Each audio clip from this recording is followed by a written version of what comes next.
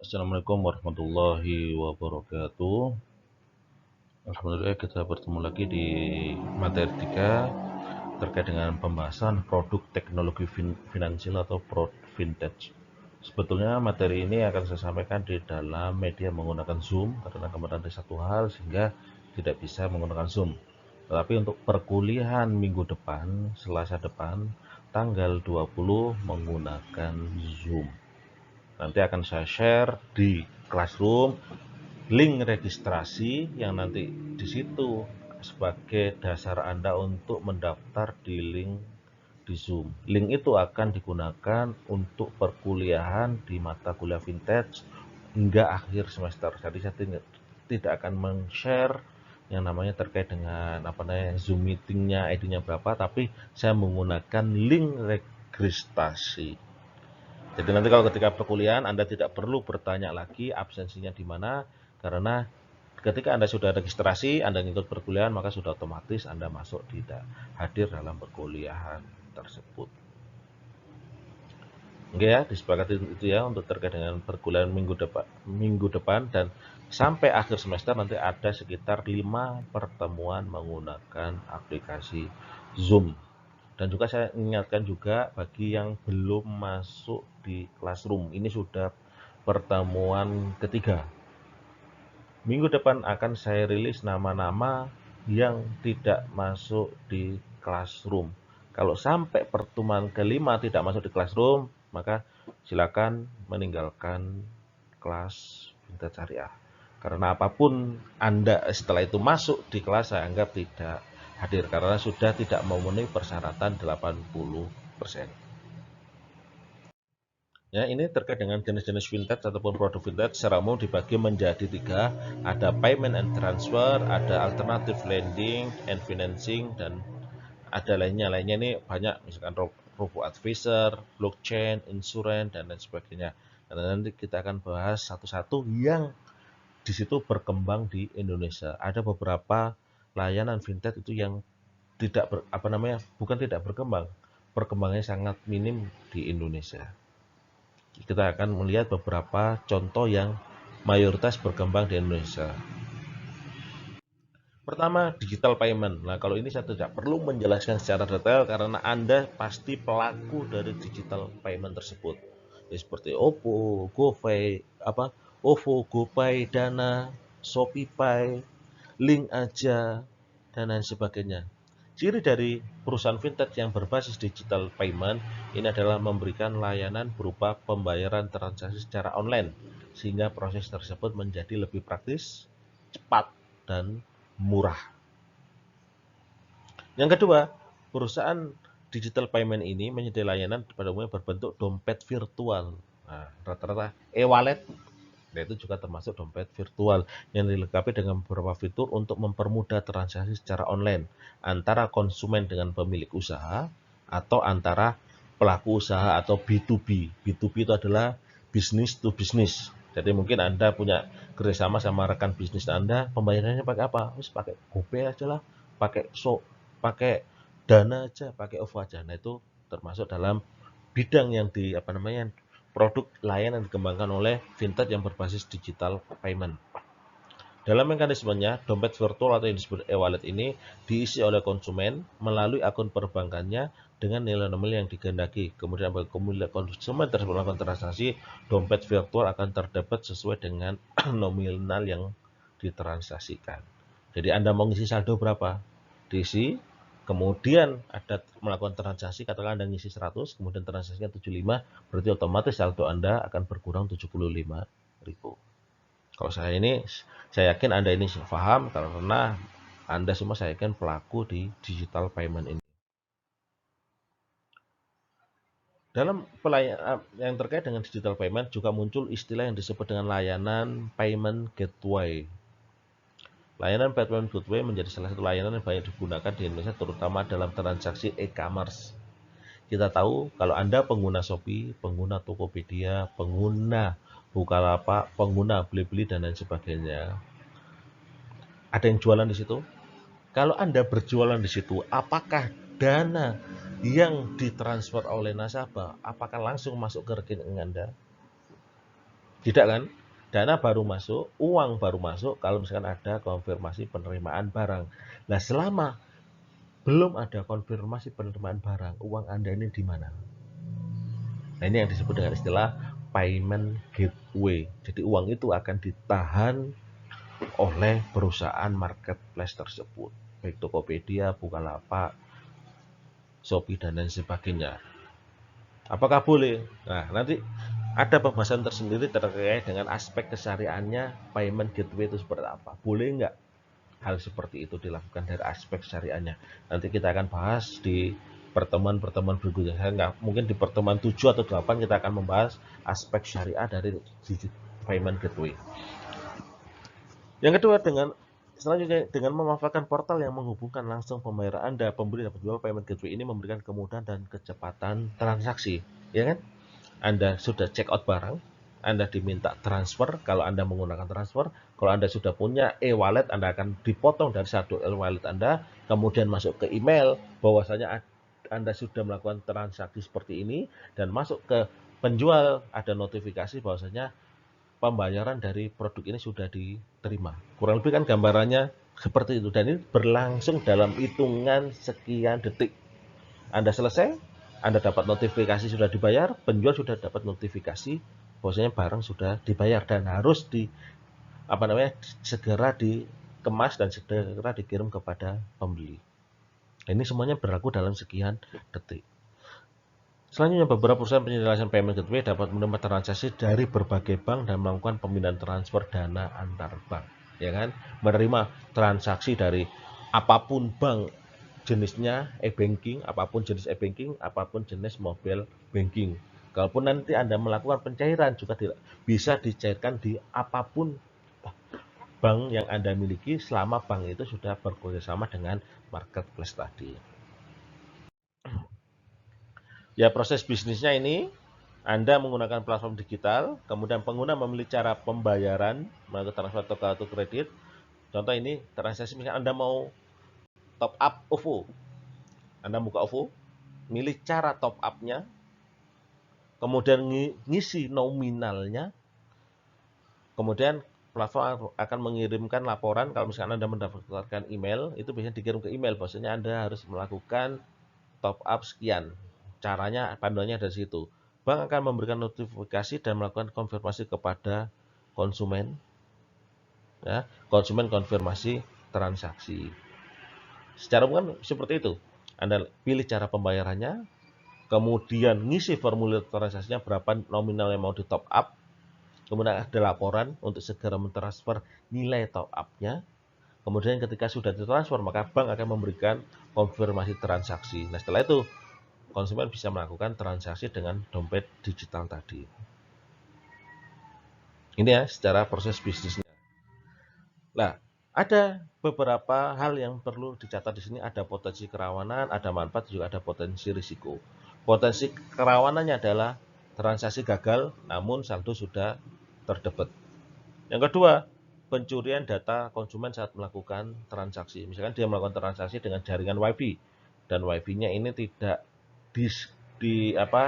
tidak diberikan kode security sehingga bisa dibobol oleh para hacker ataupun orang yang iseng dengan itu, sehingga kemudian dicuri data konsumen saat melakukan transaksi ketika dia menggunakan akses internet menggunakan jaringan WiFi tadi. Ketiga, potensi kerawanan ketiga, kemungkinan penyalahgunaan data oleh pihak yang memiliki data keuangan konsumen, bisa jadi disalahgunakan oleh Shopee, Tokopedia, dan lain sebagainya.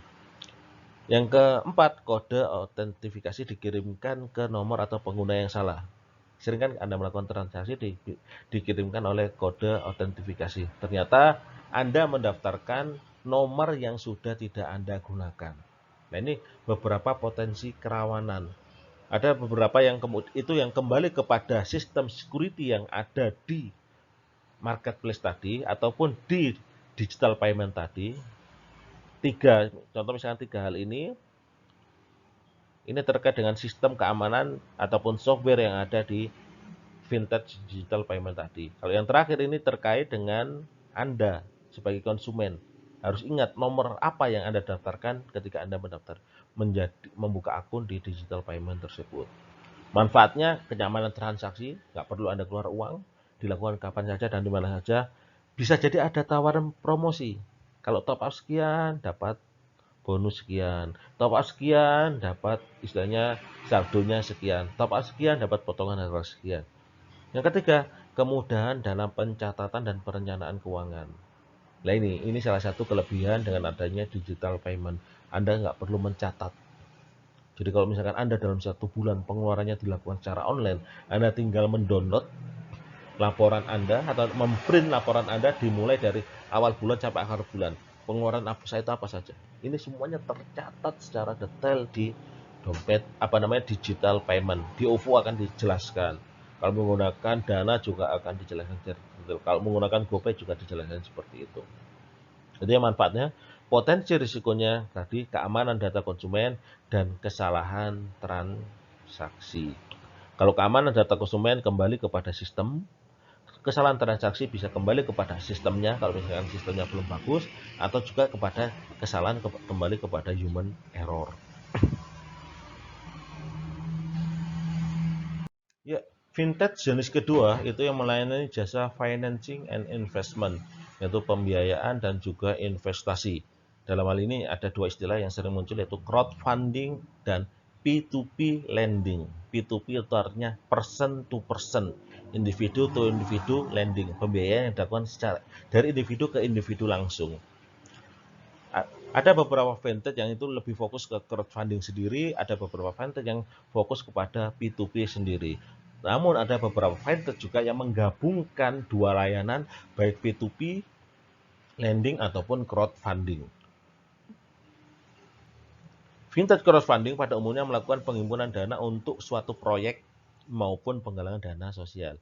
Jadi kalau crowdfunding itu cirinya itu ada menawarkan investasi untuk pembiayaan proyek pertama. Yang kedua, penggalangan dana untuk aktivitas sosial. Nah ini ciri umum dari yang namanya fintech crowdfunding. Dalam mekanismenya, perusahaan akan menampilkan proposal suatu proyek, usaha, event, atau kegiatan sosial yang diusulkan oleh seseorang atau suatu pihak melalui website atau aplikasi perusahaan fintech crowdfunding tersebut. Perusahaan fintech akan mengundang pihak lain untuk menjadi investor atau pemberi dana. Nah ini kemudian ditawarkan mengundang kepada masyarakat umum, kalau misalkan di web, mengunjungi web tadi untuk berpartisipasi sebagai investor ataupun sebagai penyumbang dana. Investor atau pemberi dana akan melakukan transfer dana kepada rekening perusahaan untuk kemudian disalurkan kepada pihak yang mengajukan. Nah, ini contohnya, misalkan ini ada kurban, ayo mari berkurban, misalkan 12 juta, nah itu saling patungan kurban di situ. Jadi patungan kurban secara online. Kalau dulu mungkin kita diajarkan di sekolah-sekolah patungan kurban. Nah, sekarang bisa dilakukan secara online. Atau misalkan ini contoh di NUCare, Anda nanti bisa berkunjung di situ, ada program terkait dengan pembiayaan si fulan karena punya sakit sekian harus dioperasi biaya dana sekian. Nah, itu kan namanya proyek. Nah, ini kalau misalkan ada fintech seperti ini masuk ke dalam kategori fintech crowdfunding. Ataupun membantu gempa tsunami, total dana yang terkumpul sekian, itu termasuk juga crowdfunding. Ataupun pembiayaan pesawat B.J. Habibie. Nah, ini contoh proyek.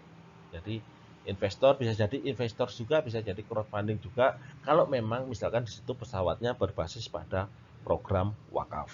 Nah, ini contoh crowdfunding. Selanjutnya ada yang namanya P2P atau person to person lending, pembiayaan atau pinjaman antar individu. Ini biasanya fungsinya ataupun kinerjanya ataupun kerjanya adalah memfasilitasi pihak yang membutuhkan dana pinjaman dengan para pihak yang ingin berinvestasi dengan cara memberikan pinjaman. Nah, pinjaman yang diberikan oleh P2P lending ini bermacam, ada pinjaman modal usaha, pinjaman kendaraan motor, pinjaman kredit agunan, KPR, hingga pinjaman biaya nikah, pinjaman persalinan, pinjaman renovasi, dan pinjaman perjalanan umroh. Ini tergantung produk yang dikembangkan oleh masing-masing fintech. Para peminjam diberikan kewenangan untuk memilih jangka waktu serta jumlah pinjaman yang dilakukan dengan kebutuhan peminjam. Namun pinjaman bervariasi tergantung dari kebijakan perusahaan. Kalau ini contohnya sangat banyak karena ini yang hampir mendominasi jumlah peminjam yang ada mendominasi perkembangan vintage yang ada di dunia termasuk di Indonesia. Yang paling banyak adalah P2P lending. Kenapa? Karena sudah terbudaya dengan budaya minjam. Maka ini menjadi sangat yang sangat profitable, sama memberikan keuntungan bagi perusahaan-perusahaan startup ataupun vintage yang baru berkembang. Vintage dalam bidang P2P lending di Indonesia juga mengakomodir masyarakat yang ingin menjadi investor atau menjadi pemberi dana dengan tujuan mendapatkan return ataupun kembalian ataupun keuntungan di kemudian hari. Fasilitas ini banyak digunakan oleh pengguna karena memberikan kemudahan untuk berinvestasi. Pada umumnya perusahaan akan memberikan informasi secara jelas, transparan akan pergerakan uang pinjaman yang diberikan. Jadi nanti akan ada laporan dana yang terkumpul kayak tadi proyek. Ketika dana ini sudah terkumpul sekian, maka akan disalurkan kepada ini, ada laporannya. Sama juga kalau P2P. P2P ini bisa bersifat umum, dalam artian perusahaan itu tidak menentukan UMKM-nya siapa, ataupun usaha yang mau didanai siapa. Nanti terserah kepada perusahaan fintechnya. Ada yang seperti itu, ada yang perusahaan yang memberikan kebebasan ataupun transparansi data. Ini kami punya pengusaha binaan kami, katakanlah ada 20, silakan Anda mau investasi memilih salah satu dari 20 pengusaha binaan perusahaan tersebut. Bisa juga seperti itu.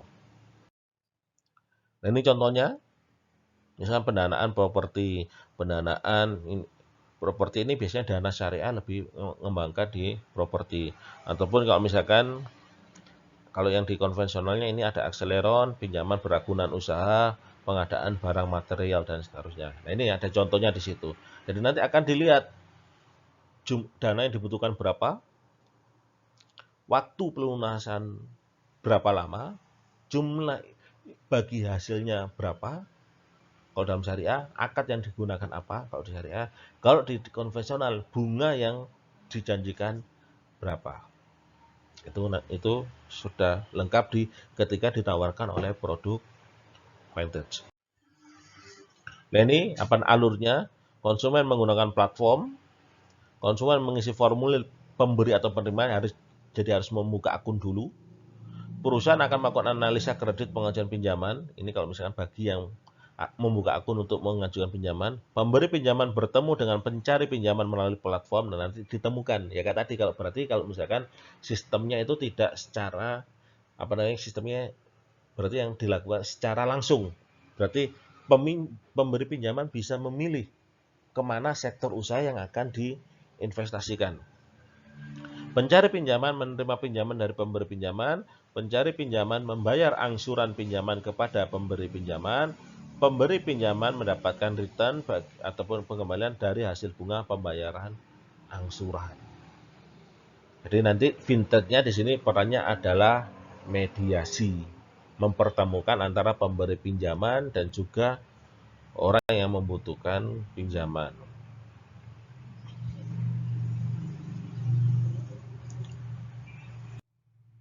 Nah, ini catatannya. Untuk potensi kerawanannya adalah terdapat kerawanan data loss, hilangnya data yang dilakukan oleh pihak yang tidak bertanggung jawab.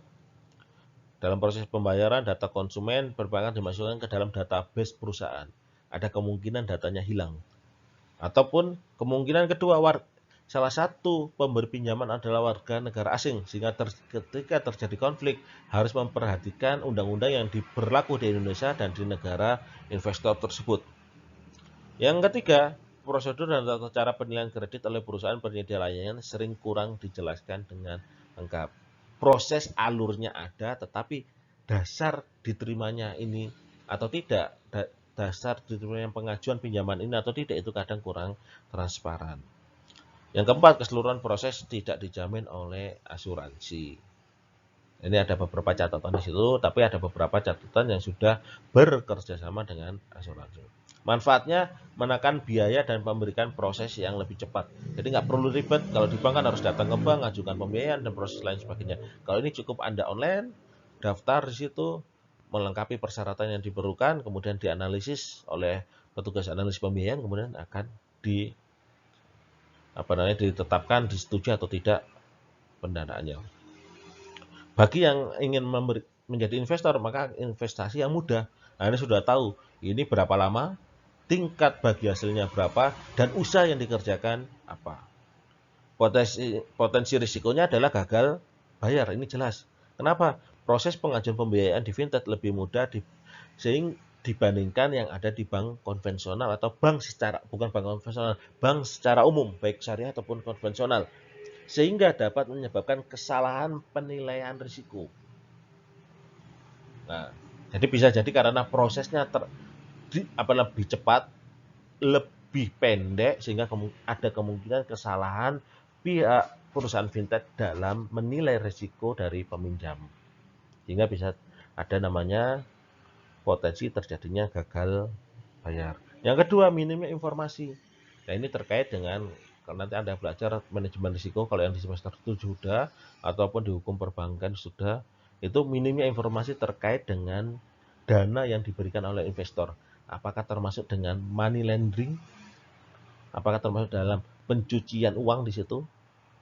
Kenapa? Karena dalam perbankan kita itu punya yang namanya prinsip know your customers. Anda harus tahu customer Anda itu siapa. Nah, hal ini dalam fintech itu minim informasi terkait dengan customer itu lebih minim dibandingkan dalam bentuk layanan yang dilakukan secara konvensional ataupun secara tradisional. Kalau tradisional kan bisa dengan wawancara, bisa dikorek-korek dan lain sebagainya. Kalau di fintech pengajuan secara online hanya cukup berkas-berkas, bisa jadi berkasnya itu dimanipulasi ataupun dan lain sebagainya. Ya, selanjutnya fintech jenis ketiga itu yang disebut dengan akun agregator. Contohnya kalau di Indonesia itu ada Cermati, ada cekaja.com, dan ada juga Tunaiku. Nah, apa namanya kerja utama dari akun agregator ini? Bagi konsumen yang memerlukan penggunaan layanan transaksi dari beragam akun perbankan. Jadi kalau Anda punya beberapa akun, tetapi Anda tidak mau ribet dengan ngecek ke masing-masing akun tersebut, maka ini adalah salah satu fintech yang cocok dengan kebutuhan Anda. Jenis fintech ini akan menawarkan layanan yang dapat mengakomodasi seluruh transaksi tersebut melalui satu platform saja. Punya beberapa akun, tapi ingin informasi transaksi dari beberapa akun tadi menjadi satu laporan. Contoh Anda punya 5, Anda ingin semua laporan 5 akun itu dalam satu laporan, bisa. Nah, ini dipandu oleh akun agregator, fintech jenis akun agregator. Pengguna platform ini diberikan kemudahan melakukan verifikasi transaksi karena proses cepat dan singkat.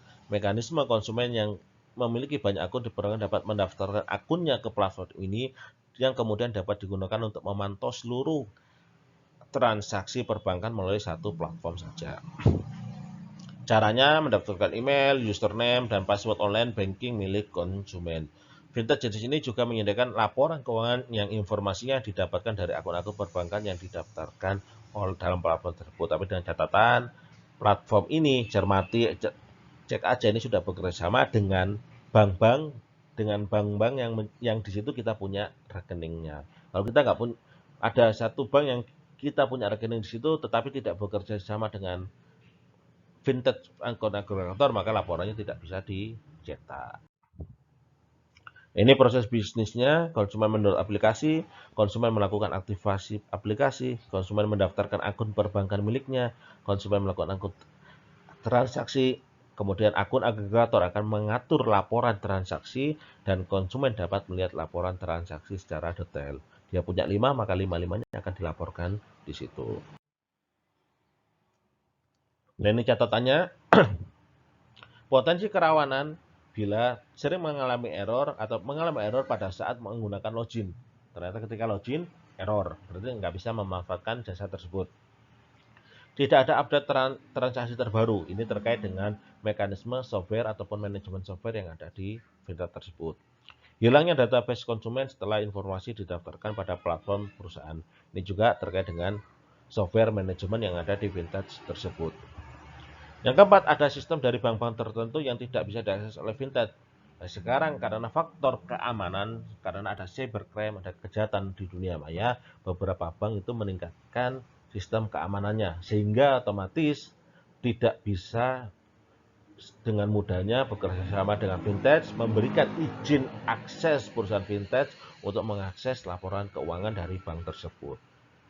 Ini potensi kerawanannya. Manfaatnya ada kemudahan 3K di situ, kecepatan, kemudahan, dan kenyamanan. Jadi Anda nggak perlu masuk ke sana kemari, cukup dengan satu platform bisa menggunakan 5 akun sekaligus. Misalnya tadi 5, kalau 3, kalau 10, 10. Yang kedua, membantu pelaporan keuangan. Ini jelas saran dijadikan laporannya menjadi 1 dari 5 rekening. Potensi risikonya keamanan dan penyalahgunaan data, yaitu risiko fraud bisa dicurangi. Kalau misalkan fintechnya ini fintech abal-abal, dan juga bisa rawan terhadap kejahatan cyber, misalkan dibobol dan lain sebagainya. Ini kalau misalkan terkait dengan akun agregator. Ya, fintech jenis selanjutnya yaitu information and feature set. Perusahaan fintech jenis ini memberikan layanan mengenai informasi yang dibutuhkan oleh para calon konsumen yang ingin menggunakan suatu produk atau layanan sektor jasa keuangan. Contoh, Anda ingin membuka rekening, tapi Anda ingin gimana sih perbandingan produk simpanan antara bank A, bank B, C, D, dan E.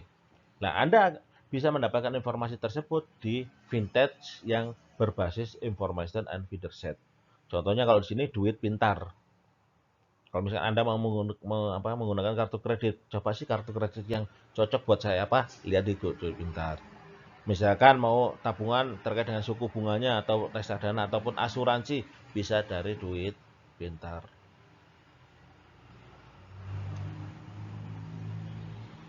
Nah, ini biasanya mencakup bidang perbankan, pasar modal, asuransi, dan lembaga pembiayaan. Fintech jenis ini tidak hanya memberikan informasi mengenai perihal yang disebutkan di atas, namun juga memberikan layanan untuk melakukan komparasi yang disesuaikan dengan kebutuhan calon konsumen. Jadi nanti di situ dari contoh misalkan di duit pintar ini akan dilakukan komparasi. Kalau Anda menggunakan kartu kredit bank A, kelebihannya ini, kekurangannya ini. Kalau bank B, kelebihannya ini, kekurangan ini. Akan dilakukan komparasi seperti itu. Sistem dari perusahaan fintech ini dapat memfilter maupun menyajikan informasi yang diinginkan oleh calon nasabah.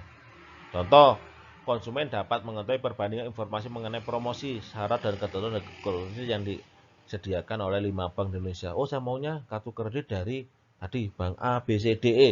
Yang sisanya saya nggak mau, cuma 5 bank ini aja. Bisa, itu melalui aplikasi ini. Tadi contohnya ada Duit Pintar, ada juga di situ. Ini aplikasi fintech ya, namanya di situ itu. Terus konsumen dapat membandingkan dan memiliki pengetahuan yang baik sebelum memilih produk atau jasa keuangan, sehingga produk atau jasa keuangan yang dipilih adalah sesuai dengan kebutuhan kemampuan konsumen. Nah, ini manfaat yang didapat oleh konsumen. Dalam perkembangannya, perusahaan ini juga memberikan layanan pendaftaran hingga pembelian produk. Awalnya mereka hanya menyediakan informasi, tapi dalam beberapa perkembangan terakhir mereka juga memberikan layanan untuk daftar. Kenapa? Kalau misalkan si A daftar ke pihak asuransi, satu pihak asuransi melalui jasa fintech tadi, maka fintech tadi mendapatkan fee dari pihak asuransi. Nah, ini mekanismenya, calon konsumen melakukan pencarian informasi, melakukan fintech sesuai dengan kebutuhannya. Setelah itu menyajikan beberapa opsi, fintech tersebut menyajikan beberapa opsi produk dan jasa keuangan yang diberikan kewenangannya untuk memilih dan pada akhirnya melakukan transaksi atas produk atau layanan yang dipilih melalui beberapa cara, melalui kartu kredit, transfer ATM, dan lain sebagainya. Nah, ini proses bisnisnya. Konsumen melakukan registrasi, input data, yang diinginkan apa saja sih? Misal pembiayaan, atau tabungan, atau asuransi, nanti pilih perbandingan informasi yang diinginkan muncul, kemudian memilih produk dan layanan, kemudian pendaftaran. Setelah memilih, pindah ke proses pendaftaran, perusahaan fintech meneruskan kepada pengajuan kepada PUJK terkait. Yang dituju apa? Pasar modal kah? Perbankan kah? Atau asuransi kah? Kemudian kelengkapan dokumen dan analis oleh PUJK. Kemudian PUJK memberikan fee kepada perusahaan jika pengajuan disetujui. Nah, ini alur bisnisnya. Nah, ini potensi kerawanannya, perbandingan informasi yang diberikan oleh perusahaan fintech ini kadang-kala tidak lengkap ataupun tidak update, mungkin ada beberapa perubahan. Potensi kerawanan kedua, data pribadi konsumen baik yang dilakukan oleh perusahaan fintech atau pihak lain datanya. Nah, kan sekarang data itu sangat penting karena semuanya main dengan data. Contoh Anda misalkan membuka Google atau membuka marketplace, pasti yang muncul di halaman pertama adalah jenis barang, tipe barang yang sering Anda cari di Google ataupun marketplace tersebut. Nah, ini fungsi data itu di situ. Sehingga kalau misalnya data Anda diambil dan disalahgunakan oleh pihak fintech, nah itu menjadi salah satu kerawanan. Manfaatnya menyediakan informasi produk jasa, tadi sudah saya jelaskan, pemilihan produk yang sesuai. Potensi risikonya ya tadi tidak lengkap informasi ataupun tidak update-nya informasi. Ya, yang terakhir itu ada fintech jenis personal finance, yaitu panduan perencanaan keuangan. Jadi enak sekarang kita nggak perlu bingung ataupun membayar jasa spesialis untuk mengatur keuangan kita karena kita sudah punya beberapa aplikasi untuk mengatur keuangan kita. Kita nggak perlu melakukan catatan ataupun melakukan strategi investasi dan lain sebagainya karena semuanya itu bisa difasilitasi oleh fintech yang berbasis pada personal finance. Contohnya di sini ngatur duit. Ngatur duit ini bisa membahas akan menyediakan tawar informasi tentang pinjaman, asuransi, konsultasi keuangan, investasi dan juga pengelolaan dana sampai pensiun. Ini aplikasi ngatur duit. Jadi sekarang hidup mudah. Cuma Anda lihat, oh pendapatan saya sekian, keinginan saya ini nanti akan diaturkan oleh aplikasi tersebut. Fintech ini belum terbelakang. Beberapa perusahaan fintech di Indonesia mengembangkan jenis fintech yang dapat mengakomodasi hal tersebut dalam arti perencanaan keuangan. Perusahaan fintech personal finance melalui platform dapat membantu konsumen dari mulai pembuatan laporan keuangan yang baik hingga pemilihan pengelolaan dana yang bijaksana. Jadi Anda income-nya berapa, pendapatannya berapa, pengeluarannya berapa, nanti akan dihitungkan oleh oleh aplikasi personal finance ini. Sebaiknya yang ditabung sekian, sebaiknya yang diinvestasikan sekian, sebaiknya yang digunakan untuk konsumsi sekian. Mekanisme yang biasa digunakan adalah mulai dari pemberitaan informasi keuangan konsumen, kemudian perusahaan ini mengolah dan menilai informasi tersebut dan memberikan saran sebagai output dari layanan perusahaan. Dalam perkembangannya di Indonesia, perusahaan-perusahaan fintech dalam bidang ini belum mencapai tingkatan bagaimana fintech advisor seperti yang ada di negara maju. Istilahnya akses informasi ataupun informasi layanan yang diberikan dalam bentuk personal finance ini masih terbatas. Istilah lain dari personal finance ini adalah robo advisor. Istilahnya robot penasehat keuangan. Robot yang memberikan penasehat keuangan kepada kita. Ini istilahnya ini. Ada tadi ngatur duit atau ada bibit.id. Nah, ini mekanismenya. Konsumen mendownload aplikasi, konsumen melakukan aktivitas aplikasi, konsumen melakukan transaksi, konsumen menambahkan transaksi yang telah dilakukan sebelumnya, transaksi tercatat dalam aplikasi, aplikasi dapat menampilkan laporan keuangan milik konsumen. Jadi kalau misalkan pendapatan Anda sekian, kemudian ternyata setelah dicatat semua transaksi, nanti ternyata pengeluaran Anda lebih dari pendapatan. Maka disitu nanti akan ada tampilan laporannya dan juga akan ada advice ataupun saran dari aplikasi tersebut terhadap keuangan Anda. Bagaimana Anda mengelola keuangan Anda agar lebih baik. Ini yang terkait dengan hal-hal yang harus diperhatikan. Kerawanannya jika terjadi peretasan, maka data akan terekspos ke publik. Jika terjadi hacker, maka data akan terpublish ke publik. Yang kedua, potensi platform mengalami error sehingga menghilangkan data konsumen. Ini terkait lagi dengan sistem yang ada di fintech tersebut. Laporan keuangan konsumen tidak terekam dengan baik. Ini kembali lagi ke manajemen data yang ada di fintech tersebut. Manfaatnya hemat waktu karena laporan keuangan telah terekam, sistem pembukaan yang komprehensif, jelas, solusi mudah dalam merencanakan keuangan. Potensi risikonya adalah ketidakcocokan hasil perencanaan. Ini bisa juga terkait dengan software dari perusahaan fintech tersebut. Ya, demikian terkait dengan beberapa jenis produk fintech yang lagi-lagi kembali kepada bagaimana penggunaan teknologi seberapa optimal penggunaan teknologi di masing-masing perusahaan tersebut. Potensi kerawanan dan potensi risiko kembali kepada seberapa optimal penggunaan teknologi di perusahaan tersebut. Sehingga kalau misalkan ini menjadi catatan agar kita bijak dalam menggunakan vintage, khususnya vintage yang belum terdaftar baik di otoritas jasa keuangan ataupun di asosiasi vintage yang ada di Indonesia.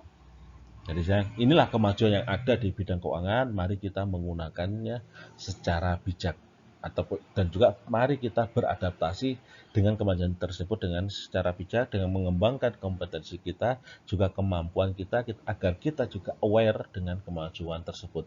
Jangan hanya kita menjadi konsumennya, tapi kalau bisa kita menjadi pelaku usaha startup di financial teknologi. Ya, kurang lebihnya saya maaf. Wassalamualaikum warahmatullahi wabarakatuh.